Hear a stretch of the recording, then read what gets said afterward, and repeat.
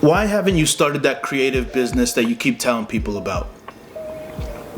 Why haven't you started that side hustle that you know is going to be successful?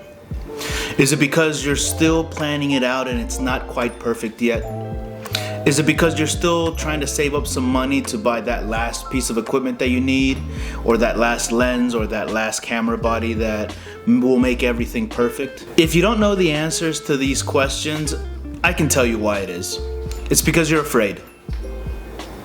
You're afraid that your coworkers are gonna find your YouTube channel and ridicule you every day. You're afraid that your boss is gonna land on your Instagram page and fire you.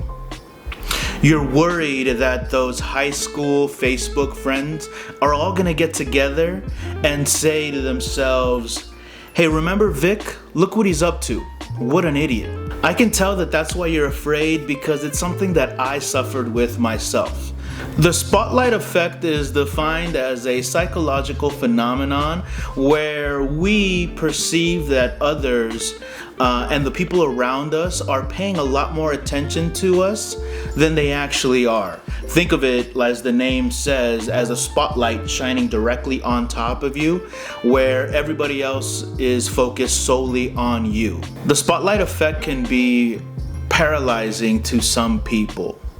It's even stopped me from being able to go outside, take my camera, and vlog myself. I still get so anxious when I attempt to do that, and I haven't been able to do it successfully. But I have to tell you that as time goes on and you put yourself out there more, the spotlight effect starts to fade away, but I still struggle with it even 4 to 5 years later after beginning this whole creative journey. At the very beginning, it was so bad that I would take my camera body and my lenses, and I would go out to do some street photography to practice my craft. And whenever I wanted to take my camera out or change the lens out, I would go to the corner of an area or a park bench where there was no people around, and I would swap out the lenses as quickly as possible. Ridiculous, I know, but that's how paralyzing and crippling that spotlight effect was for me. And I know that a lot of you may suffer from it still, or you guys may be already past it. At the very beginning of my freelance career, I was incredibly self-conscious about sharing my work on social media because I thought that other people that were more creative than I were or were more talented than I was would poke fun at the images that I created or the work that I was showcasing, because I have to admit to you that I'm not the most creative person. I'm also not the most artistic person, but photography brings me a lot of happiness and joy that I wanted to share it with everybody because it was incredibly fulfilling. I was impacted by the spotlight effect very early on in my career, and even to this day, I still feel that sensation of people watching me and people judging me even when I'm out in the public doing street photography or even posting my videos here up on YouTube. I still wonder slightly. I hope that people like it. I hope that people resonate with it. I want to share with you the one thing that helped me get over all of this, or at least it helped me not be impacted by it so much. No one is watching you. Nobody cares. And I say that not in a mean way, but I say that in a reassuring way. Everybody is so fixated on their own lives and even the way that they are perceived by the outside world that they have 1 millisecond to think about you, and then it's a fleeting thought. After they've had a passing thought about you and whatever it is that you're doing, they're focused on the rest of their day and what they have to do, where their kids are at, their bank accounts, their jobs, their love life, their partner at home, their wife, their kids, everything, right? Life sometimes is lifing, right? So nobody is paying attention to you. Nobody cares. Yes, your coworker may stumble across your YouTube channel and bring it up, but then if they're a true friend, they're not gonna criticize you and they're not gonna really care past that singular moment. Oh, that's cool, or neat, you know? Your boss probably is gonna find your social media page if you guys have networked before or you guys share phone numbers. You know, one thing that I was really concerned about was that Instagram, Facebook, Meta, and TikTok, they all send you notifications about people that you know in your network, but they're using your phone number. So if you're really worried about that, remove your phone number from your platform or disable that notification or that suggestion that sends your profile based off of your phone number to other people in your contacts. That way it'll be a big secret. But again, when people find you, they're not going to really care what it is that you're doing, but for that small amount of time, that singular moment in their life where you cross their mind, and as quickly as you entered their mind, it's out, right? They're gone and they're moved on to their own lives. So those are the two things that I really want to focus on that I know could probably help you get over this a little bit. But it requires you to take action, right? It requires you to actually get out there and get that ugliness and get that phase of awkwardness to pass. It doesn't go away by you just thinking about it sitting at home. You actually have to go out there and put yourself out there, right?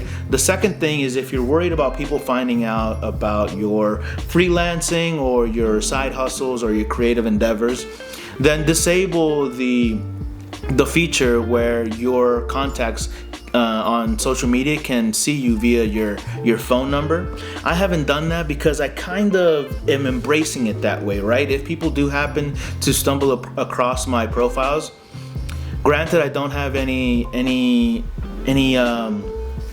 really embarrassing. I don't really have anything really embarrassing to hide or anything. My photography, I consider it to be art now, and it's done in a tasteful way. It's not something that I'm ashamed of, and that's probably where a lot of this stuff can come from, is your internal self-consciousness and shame about your own imposter syndrome.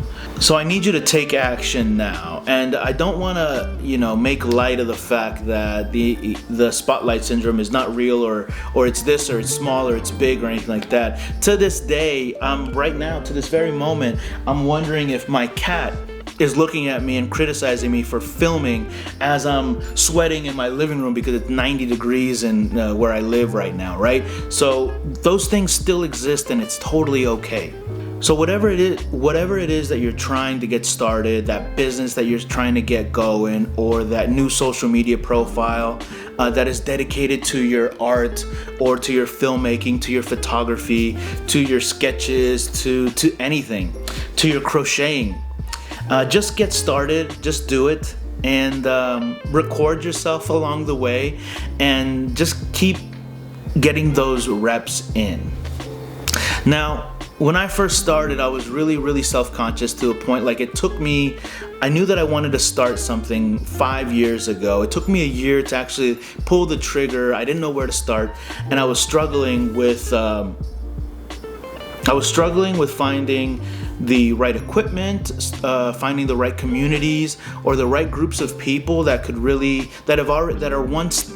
was really struggling to find the people that were one step ahead of me.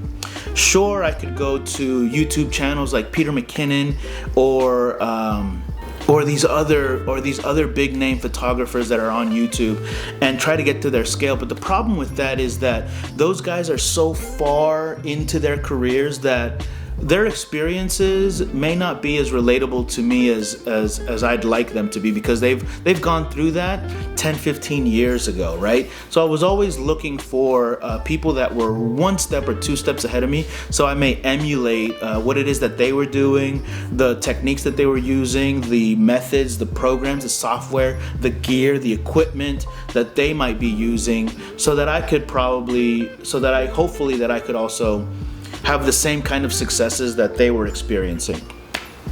And it was tough for me to find that, because I took courses, belonged to Facebook groups. I did all sorts of things. I joined a lot of groups, a lot of paid groups, a lot of free groups, and they were all beneficial to me at that time.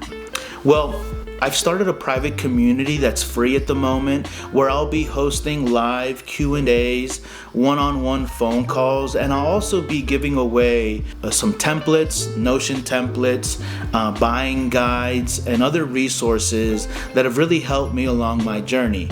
Some of those resources may include book titles and in what order to read those books to get the most out of them so that you can make the right steps forward. At this very moment, the community, like I said, is private, but it's also free as I try to build it out and I try to fill it with as much value as I can. But I'm also gonna need your help. Down in the comments below, leave what you think you'd like to see in a community like that so that I could take a look at it and consider putting some of those things into the community itself. The community is currently free, but it is by invite only. So if you're a creative freelancer that's just getting started, go ahead and leave a comment letting me know that you're interested down below. So let me know what other kind of things might be stopping you or holding you back from just getting started. Is it that you're not afraid of other people's judgment or things like the spotlight effect? Is it really that you're just saving up money, or it's taking you 6 months to get your LLC? What are the things that are really stopping you?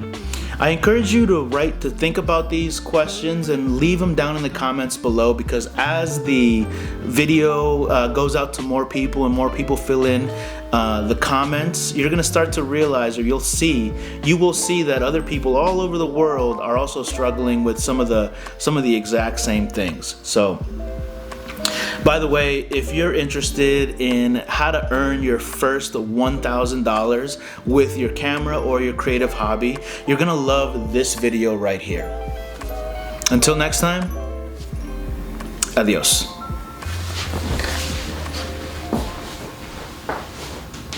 Did I do it?